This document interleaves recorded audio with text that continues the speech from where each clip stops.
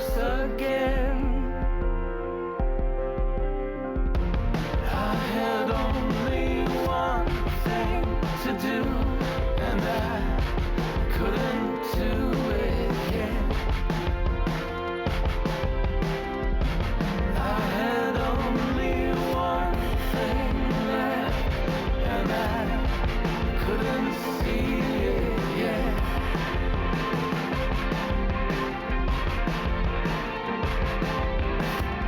You had your soul with you, I was in no mood.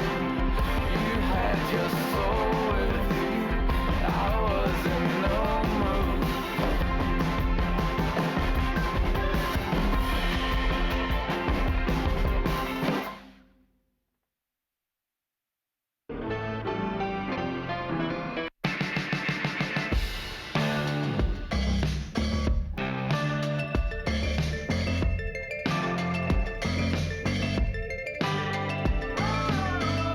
Now the sea eats the sky, but they say it's a lie. No birds left to Well, hey there. Welcome to Fountain Springs. We're so glad you're spending part of your weekend with us. My name is Christy, and we're going to get things kicked off here in just a moment with the band coming out to lead us in a few songs. The lyrics will be up on the screen so you can sing along and engage in our experience with us. After that, one of our pastors will come out to share a great message. All in all, we'll be here for just about an hour. If you have kids with you, we want to let you know that we've got fantastic kids programming happening throughout the entire service. It's safe, it's secure, and most importantly, your kids are going to have a blast. There's still time to check them in. Just head to the kids area past the lobby.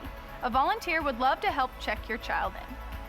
With all of that being said, we're going to kick things off here in just a minute. Find your seats if you haven't already, and we'll get started shortly.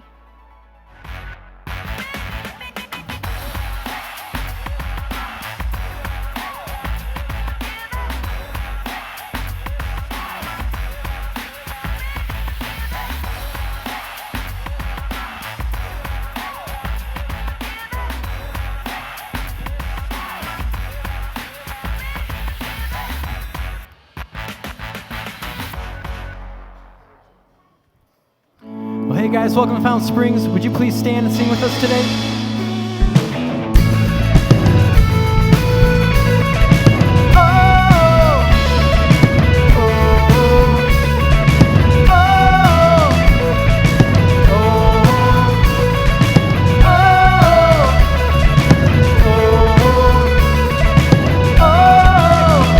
There were walls between us.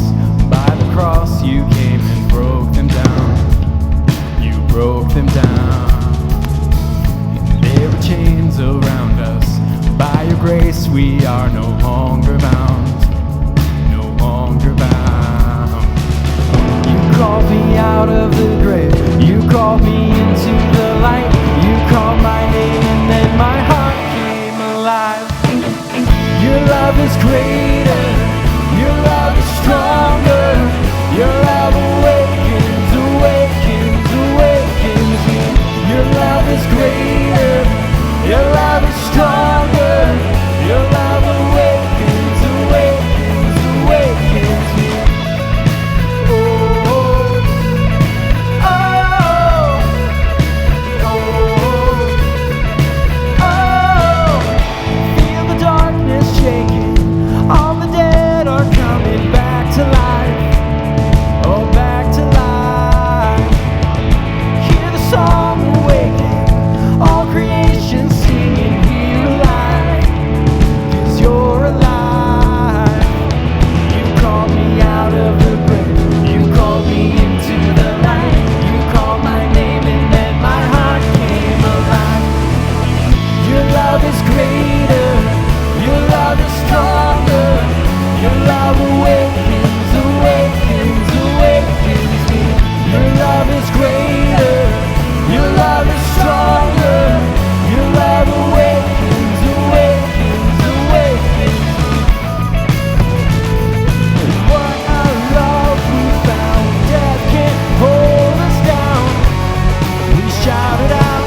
We're alive 'cause you're alive. And what a love we found. Death can't hold us down.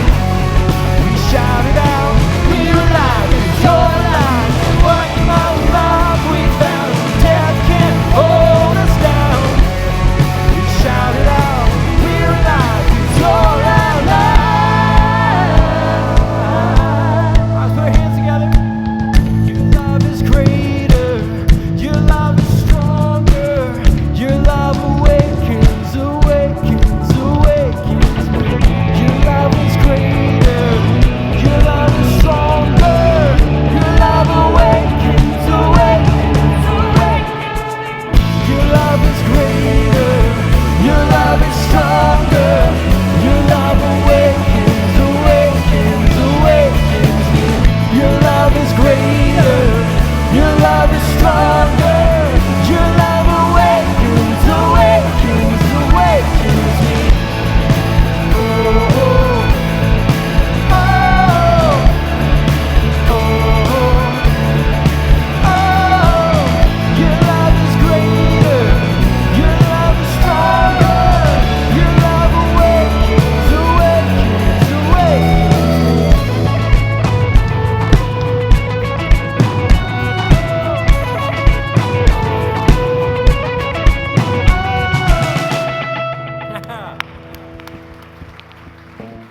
All right, let's keep those hands going.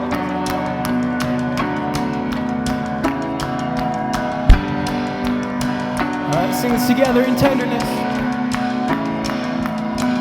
In tenderness, he sought us, weary and sick with sin, and on his shoulders brought us back to his fold again.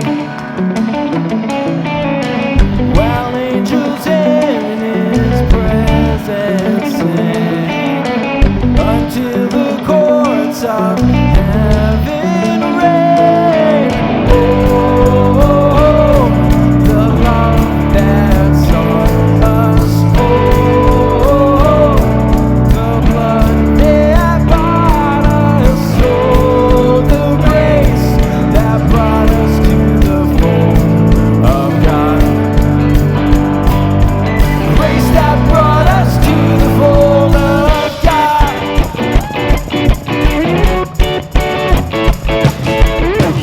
He died for us while we were sinning, needy and poor and blind.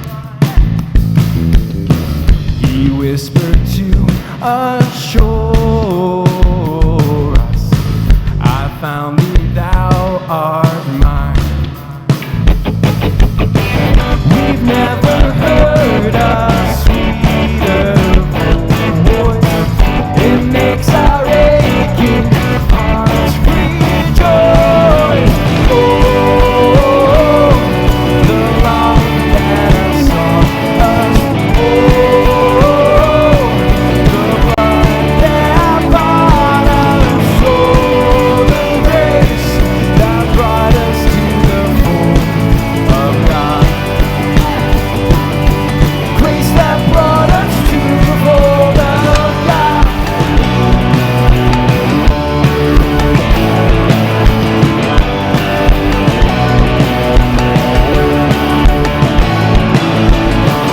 Upon his grace we'll daily ponder and sing anew his praise. With all adoring wonder, his blessings we retrace.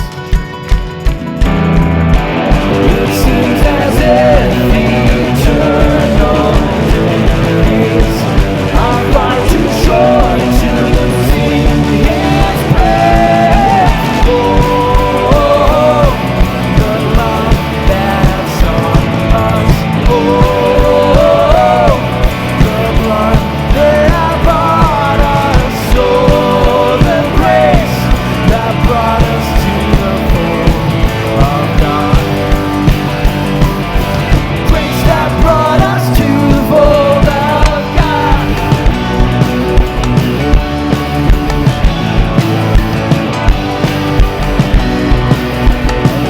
All right, one voice to sing this out. Oh,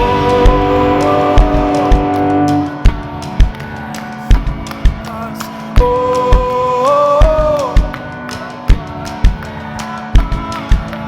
so the grace that brought us to the fold of God. All right, one more time, let's sing it out.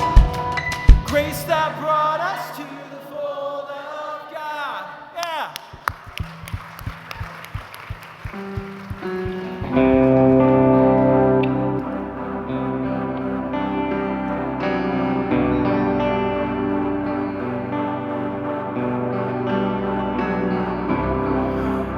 continue to sing about this God who's done amazing things and will continue to do amazing things in our lives.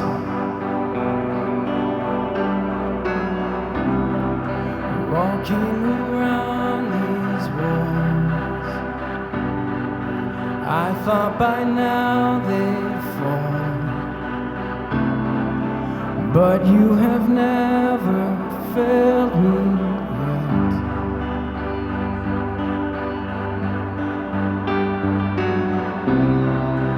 Waiting for change to come, knowing the battle's won, for you have never failed me yet.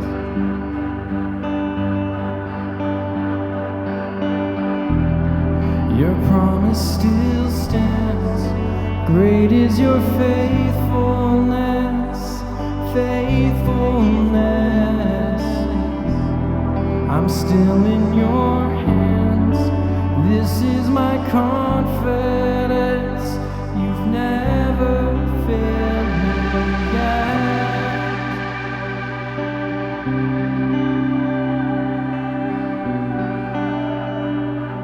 I know the night won't last, I know the night won't last. Your word will come to pass. My heart will sing your praise again.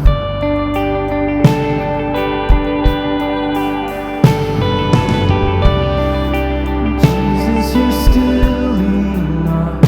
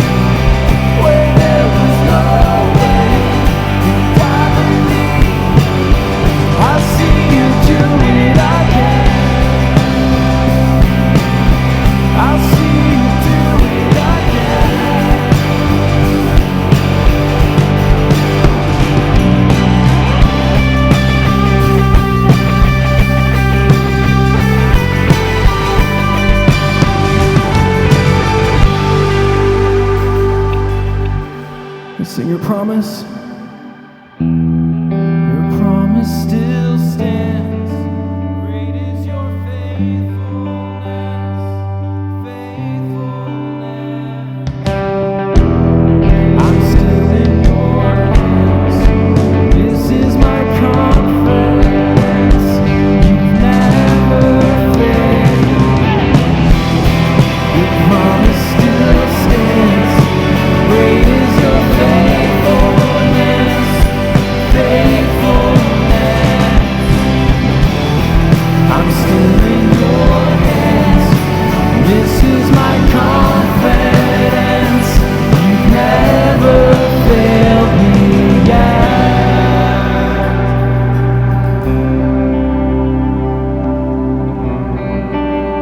And you've never failed me yet. And I never will forget. And you've never failed me yet. And I never will forget.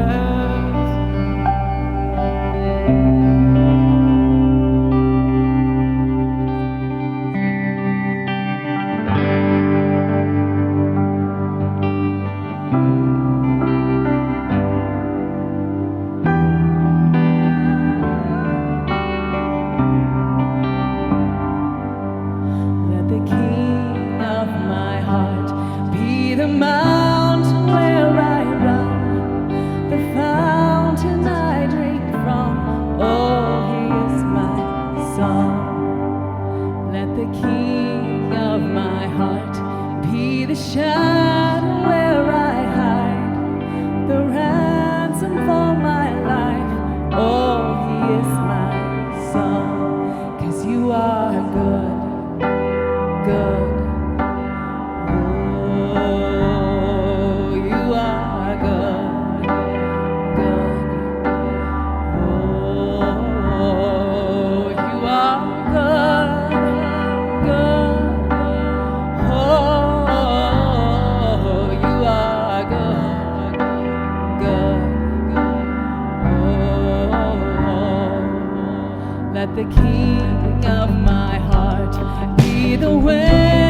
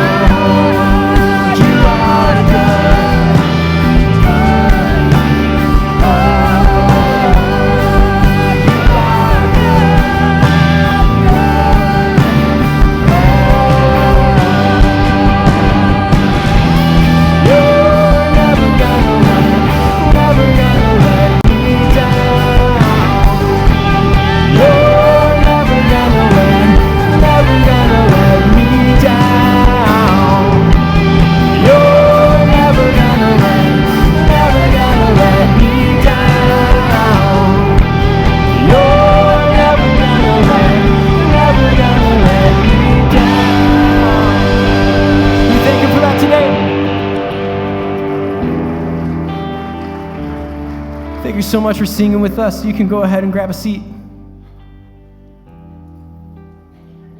Well, somebody looked at me today and said, "You look good in red." I said, "You should see me in plaid."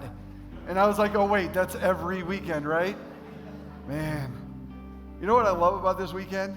Is that I get to wear red for a reason.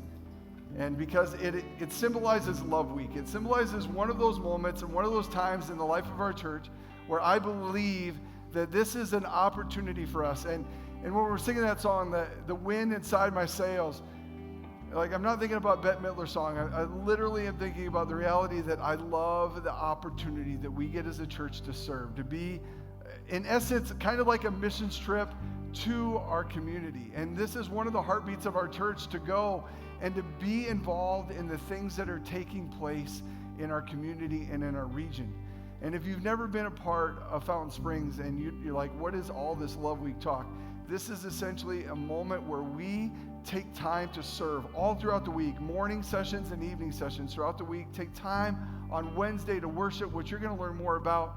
And it's just really one of those fun weeks of engaging different things.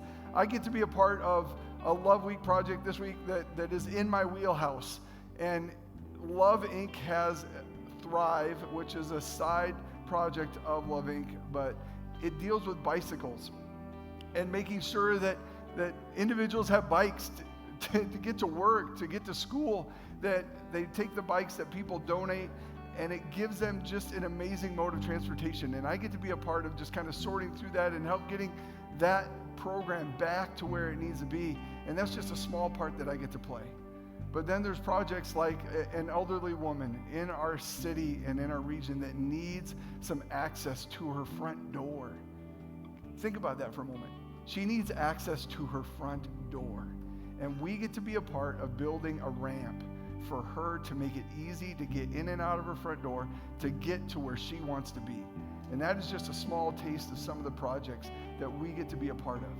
And maybe some of you are sitting here today and you're like, this is like the worst, craziest week of my life, Pastor Chris. You have no idea. We're out of town. Work is demanding right now. And I get that. There are moments and times that just don't work, even when there is something on the calendar, something comes up. But you can be a part of that. Listen, one of the things that I want you to know is without the generosity of Fountain Springers, Love Week would not happen. It would not take place. And maybe for you, that can be the part that you play this week. And there are opportunities to give towards Love Week, to say, hey, I want to be a part of making this happen so that we can do the projects that we have planned, that we don't have to worry about, like, hey, we'd love to do this, but we just don't have that. You can engage right now in giving towards Love Week. There are a number of options on the screen, and you can engage those, or there are actually envelopes in the seat backs right in front of you, and you can grab one of those. There are boxes as you leave, or the blue ones in the lobby. And this is just an amazing way for us to say, hey, I want to be a part of this. But we're going to talk more about this. It's going to be a great day. I'm looking forward to being with you. It's awesome to be here. And so I want to take a moment to just pray and ask God to continue to meet with us. Would you join me in that? God, thank you for the morning to take time to sing songs of praise to you, that you are good. And maybe this morning, some would really resonate with that, yeah, God is good. He's been doing some amazing things. And maybe this morning, there are some that have come in and they have been looking for God all week. God, I pray that you would be seen, whether in song or whether in a time that we engage just you and your word. As Pastor David shares, God, thank you so much for your love, for your help. And I just look forward to Love Week. I'm excited about the individuals, the kids, the parents, everyone that is going to be a part of serving. And thank you for that. And we look forward to sharing stories about how you worked. God, we ask for your help in all of these things. We pray this in your name. Amen. Each year, we designate an entire week to serve all day, each day, showing love to families, schools, and nonprofits, both locally and globally. We call this week Love Week, and it is one of the tangible ways we as a church can lead the way in being irrationally generous to our community. Each day is split up into morning, evening, and kid-friendly projects. We hope to have you, your family, and your friends sign up and serve alongside each other by picking one or more times to go out and serve. From painting and gardening to serving meals and construction, God can use your gifts to impact and change lives. Sign up today to help and show our community who Jesus is. In the middle of Love Week, we're going to take a moment to rest and celebrate what God has been doing by having a worship night out in the community. We'd love to have you join us to worship together at Main Street Square. Check out the event on our app or our Facebook page today.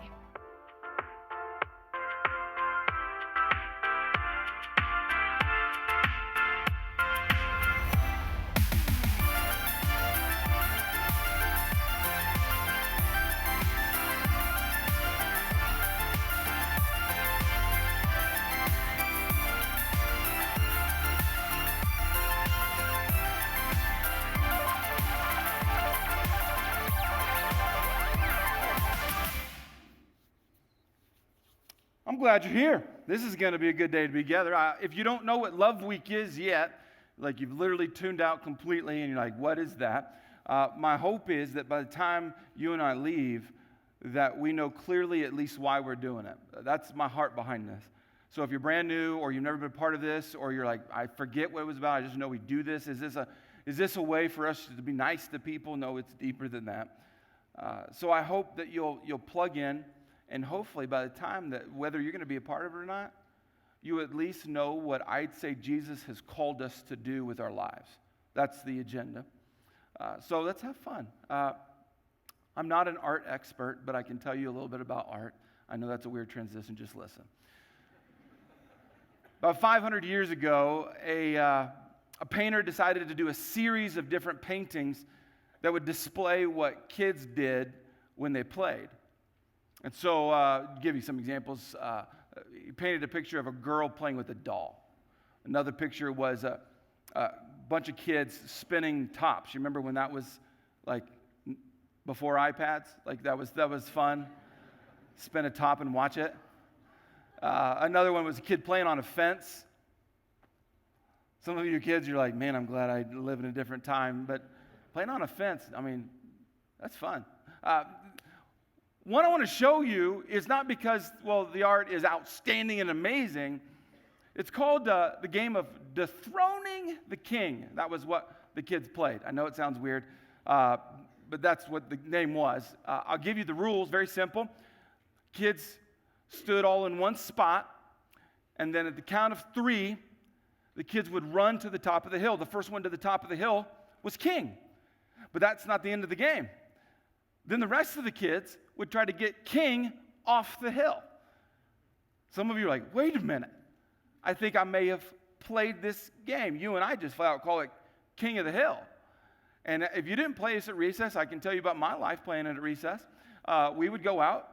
We would sometimes would use the jungle gyms and stuff like that as the hill, which was so unsafe when I think about this. But it was whatever the top of whatever we were going to was, the first person there, you get there, and then everyone else spends their time trying to remove you forcefully. I don't know why the recess teachers didn't stop us. I'm just thinking through it. It's crazy. And now, some of us have played it safer times, snow. There's a big giant snow mountain created by a plow, and you're like, that's fun, that's a little safer. Here's what we didn't know as kids if you played the game or saw it. We didn't know that was somewhat of an example of how many people live their lives normally, where they just go about work, family life, relationships, and they think the agenda is to be king of the hill at the cost of anyone around them. Perhaps you've lived with a person like that, or definitely worked with a person like that really didn't care about you, but they wanted everything to kind of center in around them, and sometimes you were the fallout. You were the person that got pushed down or didn't get the promotion, and it wasn't your fault. They just saw you and pushed you down. Now, some of us are not really trying to be in charge and be a king, but many of us are grabbing onto something and we're fighting for it. There's a saying that goes along with this that you probably have heard if you never did King of the Hill. Is this a hill worth dying on? Perhaps you've heard that saying. In fact, maybe you've said that before, right? Where you've been at work and you're having an argument, or and then, maybe your boss looks at you and like, I don't know if we should do this. Is this a hill you want to die on, right? Is this? And if you're like that sounds grim. Well, it's not intentionally meaning. Is this something you're going to fight for? Is what you're talking about, what you're going after, what you're standing on, this hill, this thing, you're going to fight for this? Sometimes we'd be like, no, it's not that big of a deal to me, right? But I would tell you right now, there's a lot of things that you're fighting for, maybe one in particular. There's some things that you're saying, you know what, if this were to happen, if you were to be out in public and someone were to say something to someone else, you would stand up and be like, hey, you can't say that, or you can't do that. Think about the things that you would stand up for, that you would fight for. Just begin to think. Let me ask you the direct question. What's your hill? Like, think of it. Don't say it out loud, but some of you're already there. You're like, well, I think if I have to choose one hill that I would be like, I'd fight for that, or I'd live for that. That's what I'm about. You might say your family could be one of those options. Work, money, success, equality. There's a long list. All I want you doing is thinking about what is your hill, because you have one. Whether you like it or not, you have one. Whether you would agree with me and say, well, I'm going to choose, I've got 21 hills. No, you don't. You got one. You got one thing that when pressed, you would say, that is what I'm going to stand for. That's what I'm going to be about. That's my agenda. Think about it. And then while you're thinking about it, I want to take you in the life of Jesus. A mom and her two sons approached Jesus. And in the conversation that the mom has, because they didn't appear to be brave enough to bring up, so they asked their mom, which is a whole nother sermon. But mom asks a question and goes to Jesus and reveals what she's about, like her hill. Let me show it to you. Then the mother of James and John, the sons of Zebedee, came to Jesus with her sons. Can you just picture it? Like they're behind her going, yeah, ask. She knelt respectfully to ask a favor. What is your request, he asked. Now, I want to stop. That's why I'm not showing you the rest of it just yet. I just want you to... She kneels respectfully in front of Jesus, eye-to-eye kind of a thing. And Jesus' response is, basically, what would you like? Just for a moment, stop and think of the magnitude of this moment. If you don't connect it, maybe you've seen the recent movie or the old movie Aladdin. The idea that all of a sudden you are facing someone with the power to grant whatever you ask. Jesus, who is limitless. Jesus, who would walk on water, who would raise another person to death or back to life, and who actually would raise himself back to life. The power is limitless, and now you are in front of him. Can you imagine what you would ask for? And when he's like, hey, what's your request? You're like, whoa, I didn't know it would go this direction. Some of you know what you'd ask for. You're a Vikings fan, and you're like, And just so you know, if you ask that, his response would be like, I can't even do that. That's not even in my notes, huh? Think about, I don't know if you're willing to be open and honest. I don't know if you're willing to be vulnerable and actually not do a make-believe answer, but at least in your head, if you were standing eye to eye to Jesus and Jesus said, what's your request? What do you want? What would be your response? Your response would reveal your hill. Right then it would. So she replied, in your kingdom, if you're wondering, does she really know it's Jesus? Yeah. In your kingdom, please let my two sons sit in places of honor next to you. One on your right and the other on your left. If you're new to this, see, honor was a big deal, but also power and prestige. Who you were was dramatically shown by who you sat next to. So if you were on the right and left of a king, you had power and prestige. Now some of you are like, that's a pretty nice request. She could have asked, make sure I never have to do any kind of anything and just chill the rest of my life. No, she asked, for her sons, for power and prestige. But notice, not just for a moment, this is for eternity. I don't know what you think about the request, but I do know it takes us to a fork in the road that I'd like to show you. See, if you're in front of Jesus, if you're going after a hill, your hill goes one way or the other. Either when you're going about what you're living for, what you're about, what you're pursuing, like what's your agenda in life, it's either self-gratification or self-sacrifice. And some of us are like, can I have both? That's not how it works. Life in general, the way it plays out is it's either about you or it's about sacrificing something that you want. And that's exactly where this mom is in this moment. What's your hill? Let's go the negative route, obviously, the self-gratification. I would categorize, although some of you love her request, as a bit self-gratifying. She could have said, would you end world hunger right now, just to help you understand that it was self-gratifying. But she asked for her sons to be considered elite for all of eternity. Self-gratifying. And here's what happens if you live in a fully self-gratifying kind of way.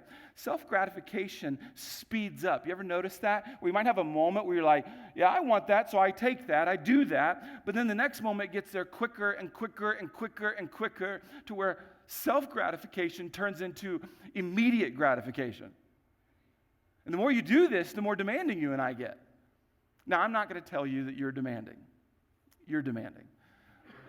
I'm demanding too, okay? I'm demanding because we live in a culture that's very demanding. It's very like, I want it and I want it right now. I thought, let me give you some examples of what's happening around us because you and I are being responded to because we have high demands.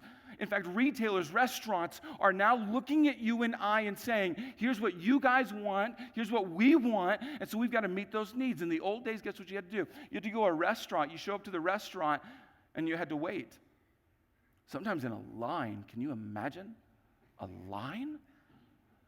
And then you would order your food at a place like maybe Five Guys. You'd order it, and then guess what you also have to do again? After you waited in one line, you have to go and then wait at your table and wait for them to make your food. How horrible is this?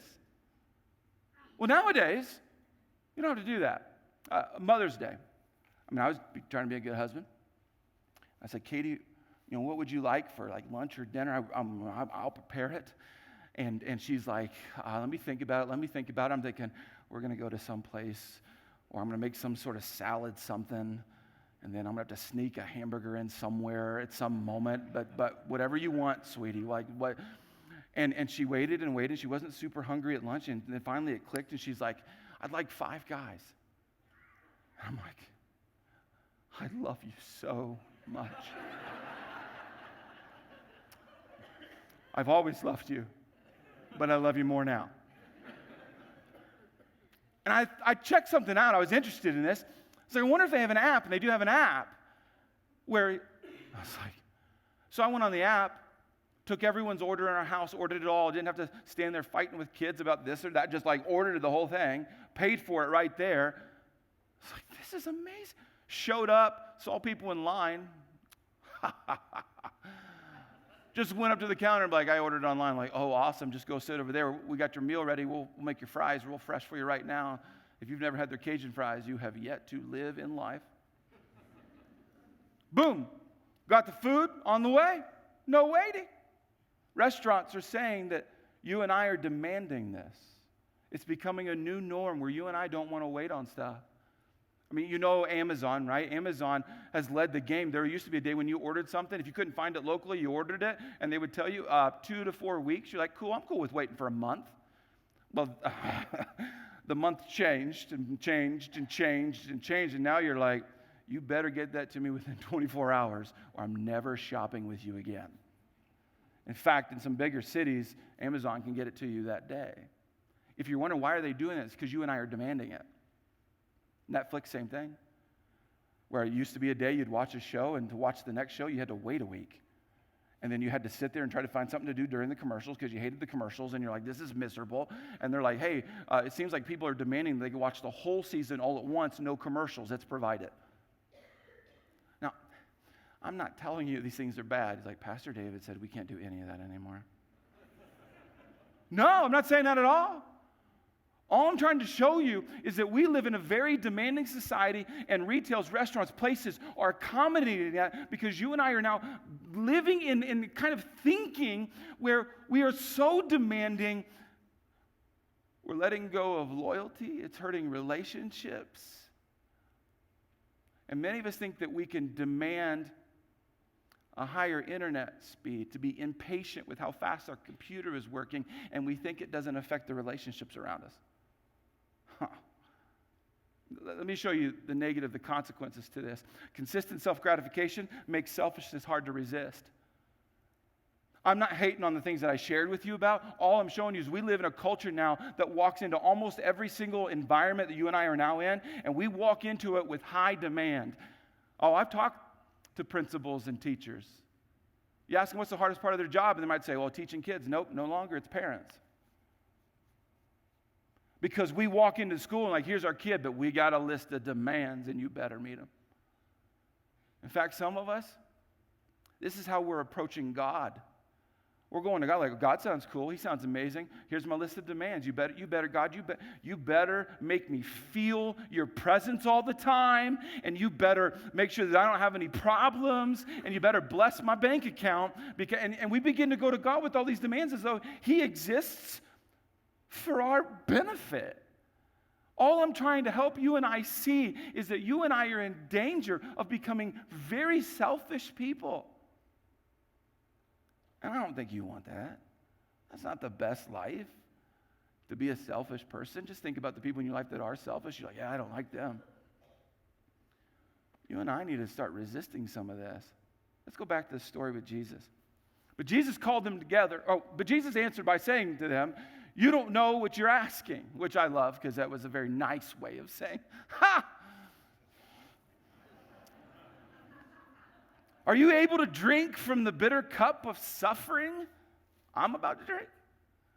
Like, you want to sit to my right and left and have power and prestige? And He's not revealing to them in this moment, but that means you're gonna get beaten and crucified. And their answer, oh yeah. Whatever's coming our way, we can handle. Actually, what's interesting is Jesus does tell them, oh, you're going to drink from that bitter cup. Almost all the disciples were martyred. Yeah, they had a tough go. But can we just stop for a second in the midst of a sermon and acknowledge that some of the things that we want now, that we demand now, that we think we should have now, that we just can't handle it, even though we wouldn't admit that we can't handle it? I wanted to drive when I was 9. Thank you for the laws. That's just an example. I know the older we get, many times we think, I can handle anything. I can take it on. I'm South Dakotan. Be careful with that.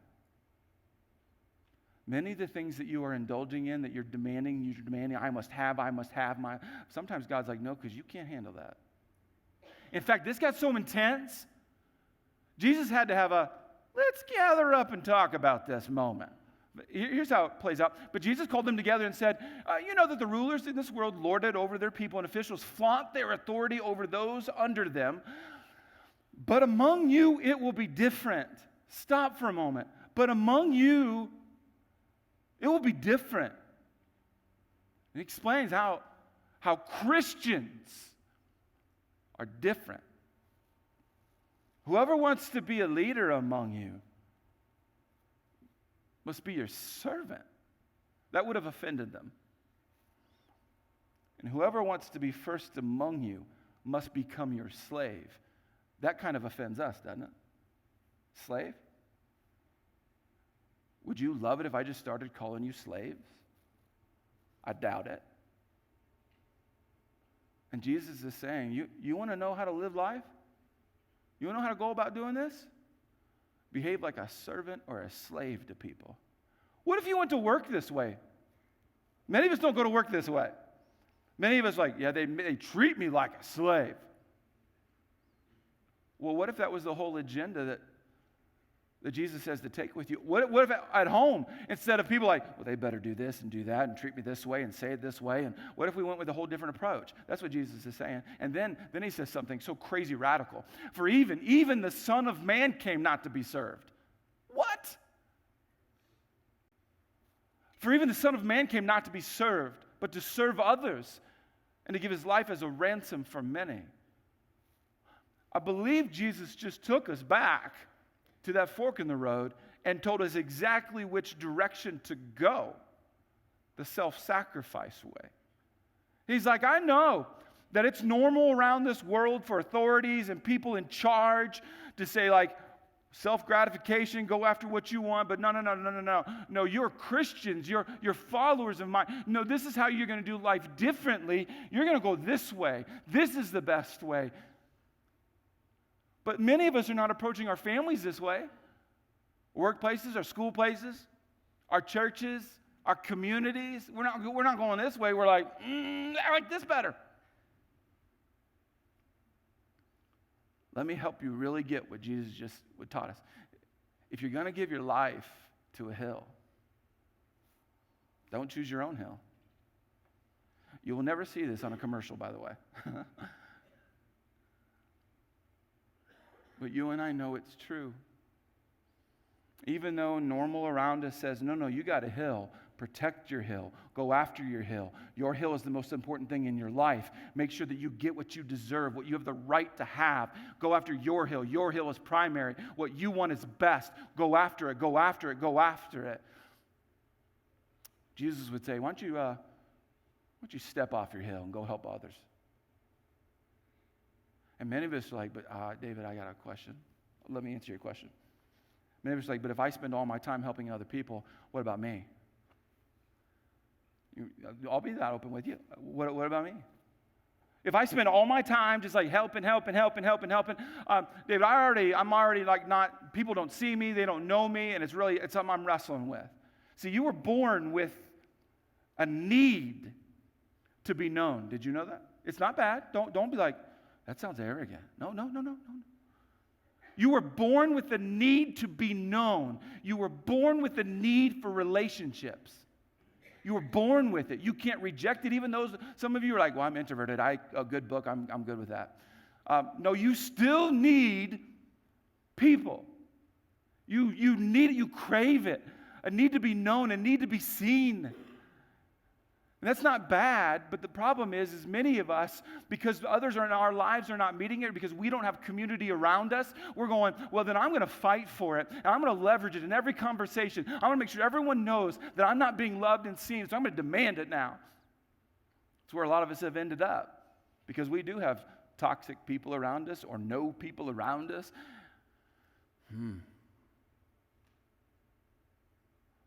So some of us now, I can't help others. I got a lot going on in my life. Let me show you what Jesus is teaching.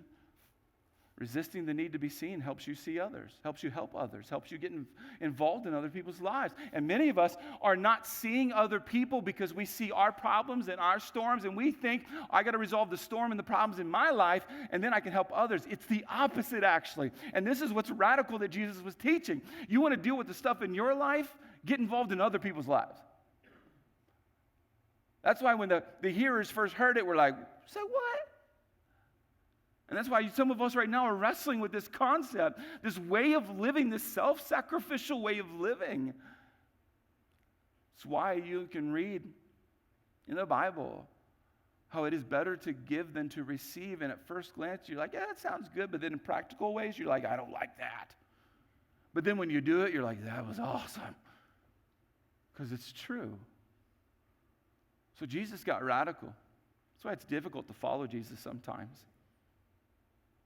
And here's how he summed it up. Another place, this is pretty cool. So now I'm giving you a new commandment, love each other. What? You're like, well, I know that. Just as I have loved you. Like the way I've loved you. You should love each other. Your love for one another will prove to the world that you are my disciples. If you want to read this correctly, let me help you. Let me help you. Your love for one another will prove to the world that you're my disciples. If I had a conversation with the people that you live with without you in the room, just them and me, and I said, I'm not going to tell them what you say right now, but the way they live, what does it prove to you? Many of you are like, you are never allowed to have that conversation with the people that live in my home. What about the people you work with? What have you been proving to the people that you work with, that you live with, that you spend time with? What have you been proving to the people that you don't even know, but they watch you? This is convicting to me. It's not what do I want to prove or what do I want them to see. It's what am I flat out proving? I want to prove that I love God. I want to prove that I love you. So you and I need to pay attention to what we're doing. I want to prove that I love God. So here's how to do this. To love Jesus well, love like Jesus. Very simple. While you think about that, just for a moment, while you think about that, what's it look like to love like Jesus? I can give you an example. Several years ago, I gave this example. Let me share it again.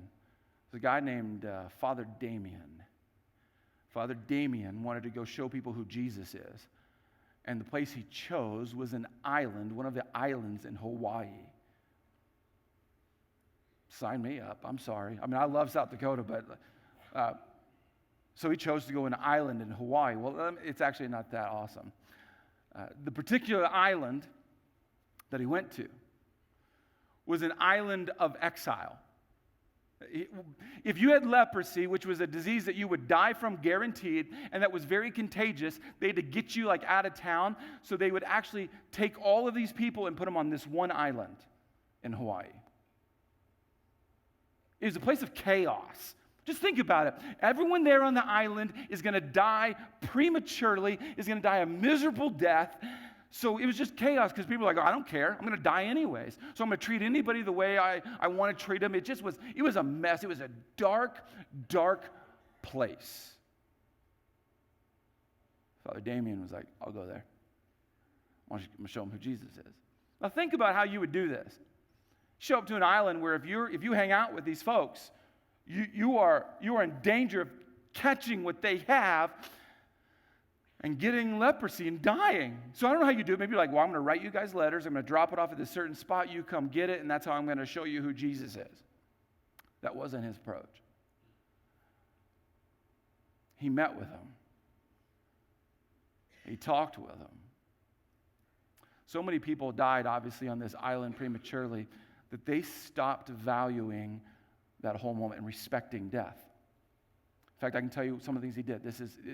It still just wrecks me because this is the kind of life I want to live. Hope it's the kind of life you want to live. They estimate that he built over 2,000 coffins for people because they had stopped respecting people at death and just left them. He's like, no, I want to bring honor to this moment. So he built over 2,000 coffins, which means he did over 2,000 funerals. And so he got close to them. He would often be in the midst of them, and one person would need a bandage, and he would be the one that would volunteer to bandage up their wound. I mean, if you don't want to get leprosy, that's like the thing you do not do. He built them homes and shelters because they didn't have any of that. He would regularly deliver a sermon, and he would preach. And can you imagine that kind of environment as he was mixing in with them, going, "I love you, and I really care about you," and all that. And he would deliver. And one day, the sermon, he opened it up differently than he'd ever opened it up. He opened up the sermon this way. He said, "We lepers." He used the term "we," which should not have included him. I mean, he didn't have leprosy, except at that moment he then discovered he actually got leprosy. And he actually, rather than just serving them, became one of them. Some of us actually right now, I know how we think. Some of us are like, well, that was irresponsible of him. Can we be that open? Like, that was irresponsible. You shouldn't have done it. He should have done it in a different way so he didn't get the leprosy. And that's not responsible. No, when you decide to care about other people's hills, sometimes responsibility transfers from what you and I typically call responsible, and we become responsible for the people that we're around, their souls. I would argue that it's the most responsible thing you could ever do, to pay attention to someone else. It floods us in. We all gather now around a question. You may not like the question. You have to ask yourself this question. Do I care?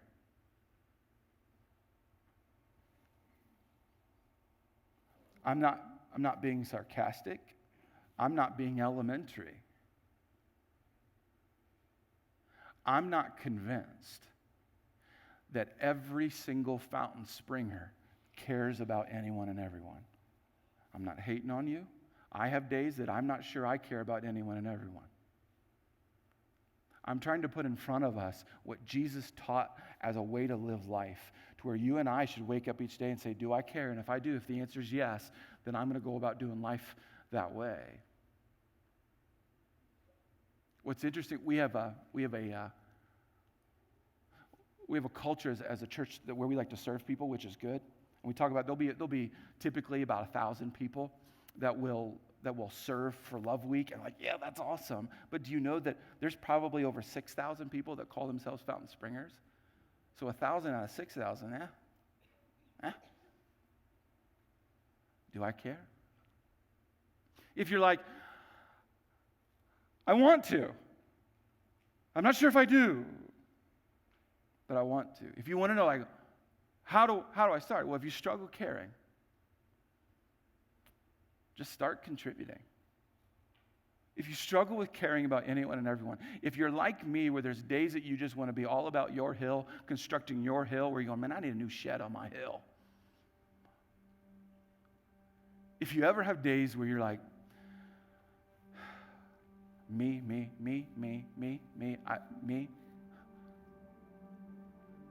turn your me into we by just starting to contribute. You don't need to go start a nonprofit, all organized and everything, in a major awesome this and all. How do I do this? Quit my job and do that? No, just start contributing somewhere. Start contributing in some way. And oh, do you and I have an opportunity this week to start contributing. It's Love Week. Maybe you don't know how Love Week started. It started with my earth getting shattered by God. I'll explain. 11 years ago, Katie and I moved to Rapid City, South Dakota. It hailed that week, multiple times. It was cold that week. And we were like, what did we get ourselves into? I had never been leader of a church. That should scare you. But I had never been leader of a church. At the same time, the Red Cross in this area hired a new leader too.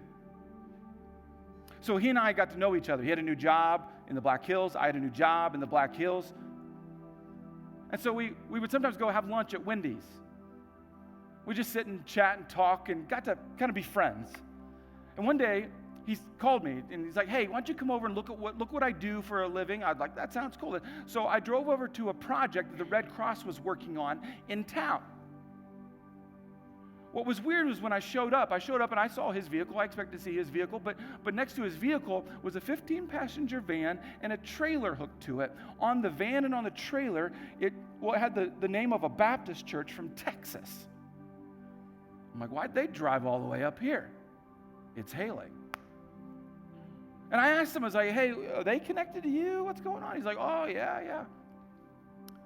Churches from all over the nation every year drive up to Rapid City, South Dakota and do missions trips in Rapid City, South Dakota. I'd never lived in a town where churches came from all over to do work in the town I lived in. I didn't know what to do with it. So I was like, hey, you talked to him, it was great. I was like, it's time for me to go home. And so I got in the car and started driving home, and that's where God wrecked me. Because it was the moment where I felt like God was leaning in going, are you going to care about this town? I'm like, God, churches go to Africa. Churches go to South America. He's like, churches should go to where they are too. And it wrecked me, because I grew up in the church where oftentimes the church is very aware of other countries and what's going on, and churches should be aware of them. We should be doing work there, and we are doing work there. But churches should stop forgetting about the own town they are in. We should stop being blind to our neighbors, to our schools, to our nonprofits, to the people that we live around, our own community. And so it was that moment that we as a church decided that we will be a church that not only just exists in a town, but we will be a church for the town and for the region. We will pay attention to the needs, not just far off, but the needs here. And you might think, well, people are probably really open to it. Called the schools up. Hey, schools, it appears as though you need some help with your facilities. And they said no. And here's what you do when that happens. You bring them donuts. After 2 years of donuts, took a while, a principal said, hey, we have something that needs painted. So we went and painted it. And we didn't cause a bunch of problems. Then another principal called, hey, we have some other things we need you to do. Will you come do this? Yep. If you don't know this, we've helped over 40 schools. And we have actually gone into teachers' workrooms and redone workrooms. We've painted hallways, classrooms. We've fixed sheds. We've done landscaping. We've done things that the school district was not willing to do. And it appears as though they're now willing to do it. It's amazing what happens when a group of people decides that the community matters, what can catch fire. We've been involved in nonprofits. We've been involved in people's lives. That's what the church should be doing, right? The church should be about its own community. And by the way, we don't do a fundraiser for it. I mean, I would love for there to be cookie dough out there right now, or donuts. I'd buy it, all of it. But that's not the way a church should function. A church's budget should pay for what a church does. And so that's why we'll talk all the time. You should give to the church. It pays for things like Love Week. Do you care? Jesus has called us to care, to be servants and slaves to the people around us, to function differently than the world functions.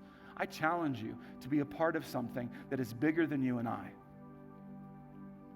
If you don't have time to be a part of it this week, give to it. If you have time to be a part of it this week, give to it. Give of yourself. Let's be different. Let's help people know who Jesus is. Let me pray for us.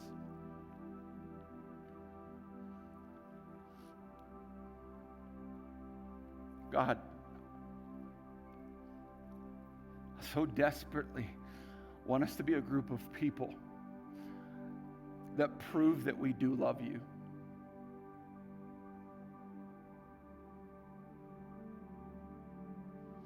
God, I ask for your holy anointing on Love Week this week. Would you do far beyond what we could even imagine?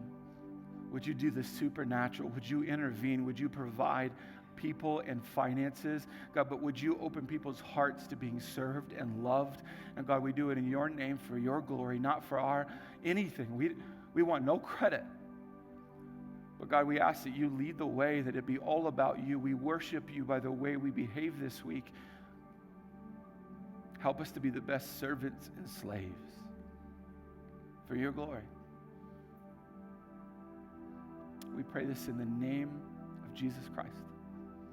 Amen.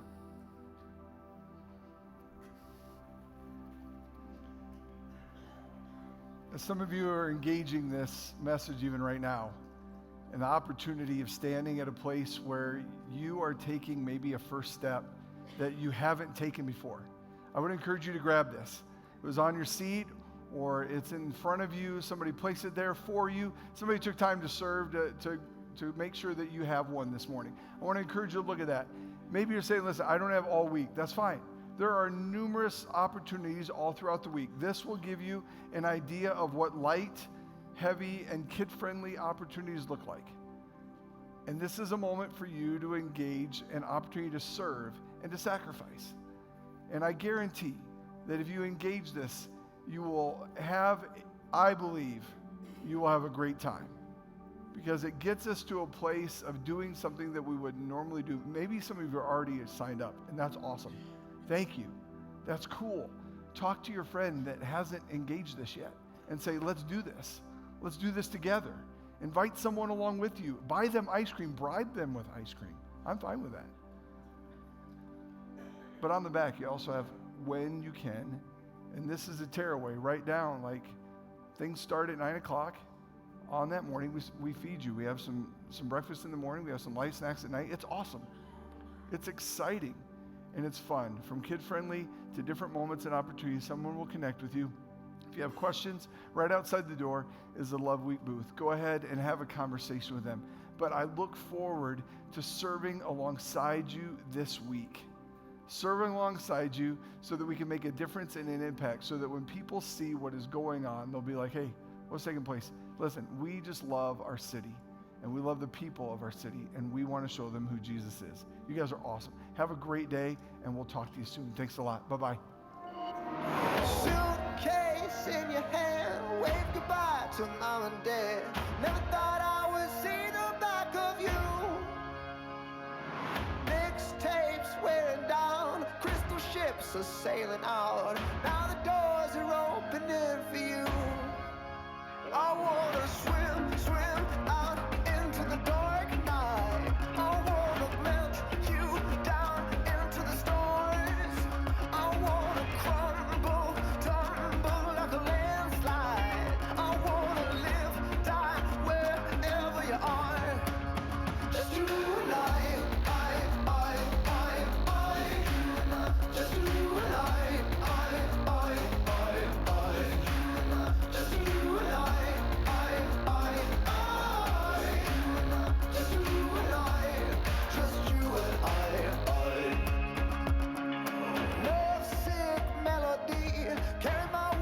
Across the sea, tell her I'm missed, tell her I'm torn in two. Salt burns in my eyes, none of these streets feel right tonight. I'll be your wild man, you'll be my baby blue. I wanna swim.